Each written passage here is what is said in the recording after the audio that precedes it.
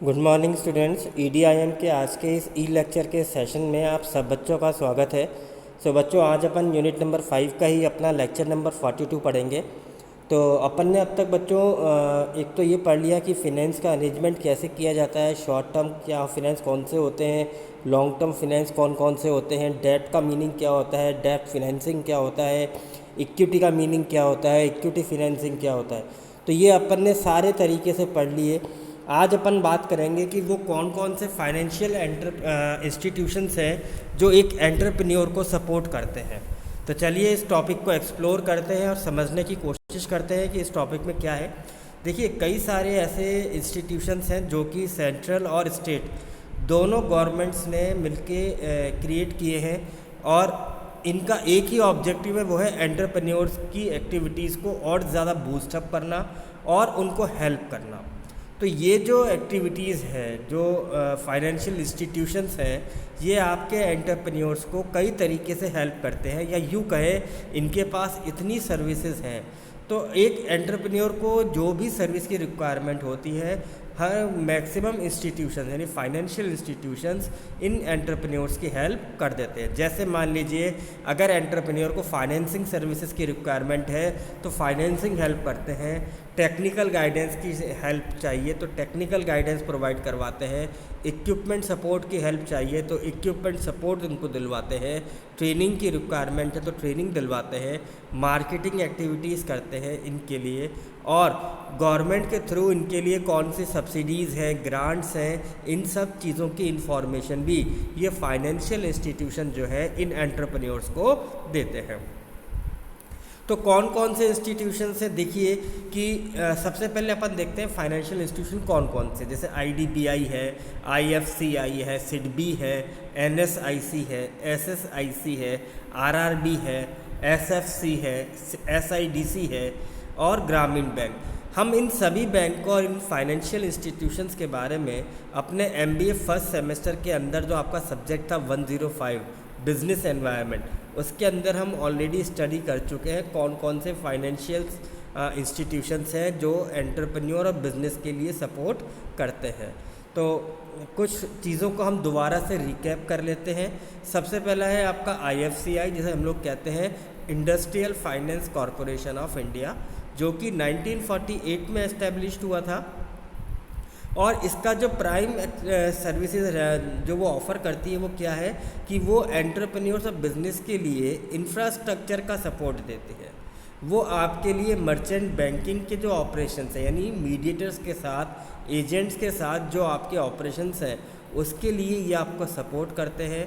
ये आपके बिज़नेस की प्रोडक्टिविटी के जो फैक्टर्स हैं, जिससे आपका प्रोडक्शन इंक्रीज़ हो सकता है, उसमें हेल्प करते हैं। और वो सभी एक्टिविटीज़ जो आपके थ्रू इन इकोनॉमिक कंट्रीब्यूशन में काम आएंगे, उसके लिए भी ये आपके लिए हेल्प करते हैं। जैसे आपके लिए प्रोजेक्ट का इवैल्यूएशन करना, उसका आइडेंटिफिकेशन करना, फार्मूलेशन करना, इम्प्लीमेंटेशन करना, ऑपरेशंस करना, इन सब चीज़ों के बारे में ये आपको असिस्टेंस प्रोवाइड करवाते हैं। ये एक मैंने फ़ोटो बना रखी है कि आपको कब कितने कैश की रिक्वायरमेंट है, कहाँ से मिलेगा, क्या क्या चैलेंजेस आपको फेस करने पड़ेंगे उस फाइनेंस में रिसोर्सेज के लिए। तो ये जो आपके इंस्टीट्यूशंस है, फाइनेंशियल इंस्टीट्यूशंस, ये आपकी हेल्प करेंगे। दूसरा आता है आपका आईसीआईसीआई। आईसीआईसीआई का मतलब है industrial credit and investment corporation of India. इस नाम से आप सभी लोग वाकिफ़ हैं। 1955 में ये बैंक इस्टेब्लिश्ड हुआ था और ये आपके बिजनेस यानी कैपिटल के लिए लॉन्ग टर्म फंड्स प्रोवाइड करवाता है। ये आपके लिए डायरेक्ट सब्सक्रिप्शन देता है सिक्योरिटीज़ पर, आपको लॉन्ग टर्म लोन्स प्रोवाइड करवा रहा है, आपके लिए पेमेंट गारंटर के तौर पे भी काम करता है ताकि आपको क्रेडिट मिल सके, आपके इक्विपमेंट्स को लीज पे भी लेता है। इसके अलावा अगर आपको कोई टेक्निकल इकोनॉमिक सर्वे की रिक्वायरमेंट है किसी बैकवर्ड एरियाज़ में, उसमें भी आपको असिस्टेंस देगा। और कई तरीके के जो मैन्युफैक्चरर्स हैं उनके लिए ये क्रेडिट या फिर पैसे का अरेंजमेंट भी करके देते हैं। इसके अलावा आता है आपका IDBI। IDB क्या है? IDBI 1964 में हुआ था और उसके फुल फॉर्म है industrial development bank of India. तो ये आपके लिए क्या कर रहा है? ये आपके लिए फाइनेंशियल असिस्टेंस दे रहा है। ये आपके डेवलपमेंट के लिए जो भी एक्टिविटीज़ है उनको सजेस्ट करता है।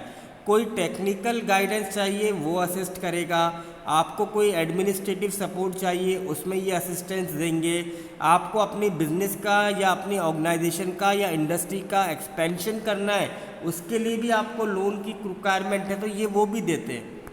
इसके अलावा मार्केट रिसर्च करना, इन्वेस्टमेंट रिसर्च करना, टाइमली बेसिस पे सर्वे करते रहना कि कौन सी इंडस्ट्री कितना डेवलप हो रही है, इसमें भी सपोर्ट करते हैं। और इसके अलावा यदि आपका बिजनेस ऐसा है जो एक्सपोर्ट ओरिएंटेड है, आप और ज़्यादा एक्सपोर्ट करना चाहते हो और उसके लिए भी आपको कोई फाइनेंशियल असिस्टेंस चाहिए तो भी IDBI आपको ये सारा असिस्टेंस प्रोवाइड करवाता है। फिर आता है आपका LIC। LIC को कौन है? Life insurance corporation. ये 1965 में आया था। ये इसका बेसिकली जो काम है LIC का वो ये है कि जितने भी अदर फाइनेंशियल इंस्टीट्यूशंस हैं उनके साथ लाइसेंसिंग बना के चलना और इंडस्ट्रीज़ को डायरेक्ट फाइनेंस को प्रोवाइड करवाना। और यदि कोई इंडस्ट्री है जिसको अंडर राइटर की रिक्वायरमेंट है, जैसे हमने इक्विटी में पढ़ा था, तो ये अंडर राइटर के तौर पे आपकी हेल्प करता है आपके बिजनेस को एक्सपेंड करने में, नए शेयर्स इशू करने में, उसकी गारंटी लेने में, क्रेडिट गारंटी लेने में भी ये आपकी हेल्प करेगा। फिर आता है आपका UTI, जैसे यूनिट ट्रस्ट ऑफ इंडिया, जो कि 1956 में एस्टेब्लिश्ड हुआ था। इनका भी जो काम था वो इंडस्ट्रियल सिक्योरिटी प्रोवाइड करना। अगर आपको कोई आपकी कोई आउटस्टैंडिंग सिक्योरिटीज़ है और सेकेंडरी मार्केट में आप उसको सेल आउट करना चाह रहे हैं उसकी हेल्प करना।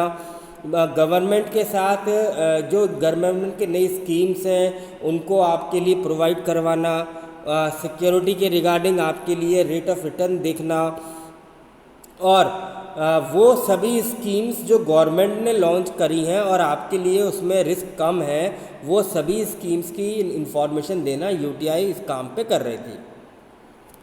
फिर आता है SIDBI। SIDBI आपको मैंने पहले भी बताया था, MSME इंडस्ट्रीज़ के लिए SIDBI एक बहुत अच्छा इंपॉर्टेंट रोल प्ले कर रहा है, जिसका नाम है small industries bank of India, क्योंकि नाम ही बता रहा है ये स्मॉल इंडस्ट्रीज़ के लिए है, जिसका सेटअप 1989 में हुआ था। ये आपके जितनी भी बिल्स हैं जो हम लोग कहते हैं जिनका आपको पेमेंट करना है या जिनका पेमेंट लेना है, तो उन सभी भी को आप वो डिस्काउंट और डिस्काउंट पे परचेज़ करते हैं और उसके बदले में आपको पैसा देते हैं। अगर आप अपने बिजनेस को बढ़ाना चाहते हो, स्मॉल से मीडियम या बिग की तरफ जाना चाह रहे हो, पर आपके पास कैपिटल का रिस्क है या कैपिटल नहीं है, तो ये आपको कैपिटल दे के रिस्क भी लेते हैं, आपको लोन भी देते हैं। इसके अलावा यदि आप अपने बिजनेस में कोई टेक्नोलॉजिकल अपग्रेडेशन कराना चाह रहे हो उसके लिए भी आपको फाइनेंस बंदोबस्त करवाते हैं। आप अपनी बिजनेस को मॉडर्नाइज तरीके से काम करवाना चाहते हो और आपको लोन चाहिए तो भी आपको फाइनेंशियल असिस्टेंस देते हैं। और आपके एम्प्लॉयज़ को ऐसे एरियाज़ में काम करने के लिए ट्रेनिंग देते हैं जहां आप अपना बिजनेस ऑपरेट करना चाहते हो। जैसे मान लीजिए अगर आपका कहीं बैकवर्ड एरिया में बिजनेस स्टार्ट करने का मन है पर वहाँ पे आपको चीज़ों के बारे में नॉलेज नहीं है, तो SIDBI आपको वहाँ पे ट्रेनिंग भी प्रोवाइड करवाएगा ताकि आप उन एरियाज़ में बिजनेस इस्टेब्लिश कर सको। फिर आता है NSIC। NSIC क्या है?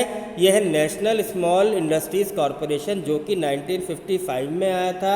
ये एक पब्लिक अंडरटेकिंग है, मैंने आपको बिजनेस एनवायरनमेंट में भी बताया था।